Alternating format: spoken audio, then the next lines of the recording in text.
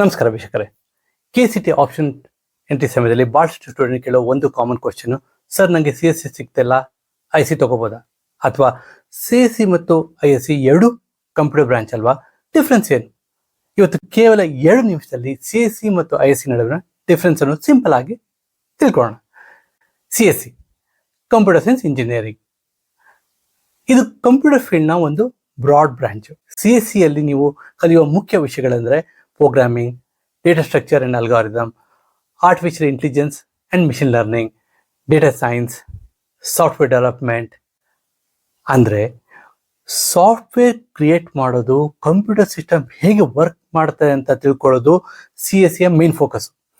ಭವಿಷ್ಯದಲ್ಲಿ ನೀವು software developer, engineer, data scientist, cloud engineer ಮುಂತಾದ ಕೆರಿಯರ್ ಆಪ್ಷನ್ಗೆ ಹೋಗ್ಬೋದು.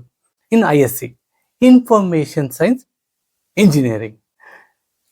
ಕೆಲವು ಸ್ಟೂಡೆಂಟ್ಗೆ ಒಂದು ಡೌಟ್ ಇರುತ್ತೆ, ISC ಅಂದರೆ CSCಗಿಂತ ಕಡಿಮೆನಾ? ಆನ್ಸರು ಇಲ್ಲ. ISC ಕೂಡ ಒಂದು ಸ್ಟ್ರಾಂಗ್ ಕಂಪ್ಯೂಟರ್ ರಿಲೇಟೆಡ್ ಬ್ರಾಂಚ್. ISCಯಲ್ಲಿ software development, database management, cloud computing, web technologies ಮತ್ತು ಇನ್ಫಾರ್ಮೇಶನ್ ಸಿಸ್ಟಮ್ ಬಗ್ಗೆ ಸ್ಟೂಡೆಂಟ್ ಕಲಿತಾರೆ. ಸಿಂಪಲ್ ಆಗಿ ಹೇಳಬೇಕಂದ್ರೆ CSC ಕಂಪ್ಯೂಟರ್ ಸೈನ್ಸ್ ಫೌಂಡೇಶನ್ ಮೇಲೆ ಹೆಚ್ಚು ಫೋಕಸ್ ಮಾಡಿದರೆ ISC ಸಾಫ್ಟ್ವೇರ್ ಡೆವಲಪ್ಮೆಂಟ್ ಮತ್ತು ಇನ್ಫಾರ್ಮೇಶನ್ ಸಿಸ್ಟಮ್ ಮೇಲೆ ಫೋಕಸ್ ಮಾಡುತ್ತೆ. CSC ವರ್ಸಸ್ ISC ಯಾವ್ದು ಬೆಟರ್? ಇದು ಬಹಳ ಇಂಪಾರ್ಟೆಂಟ್ ಕ್ವಶನ್. ಯಾವ್ದು ಬೆಟರ್? ರಿಯಾಲಿಟಿ ಏನಂದ್ರೆ ಸಾಫ್ಟ್ವೇರ್ ಪ್ಲೇಸ್ಮೆಂಟ್ ವಿಚಾರದಲ್ಲಿ CSC ಮತ್ತು ISC ನಡುವೆ ಜಾಸ್ತಿ ಡಿಫ್ರೆನ್ಸ್ ಇಲ್ಲ.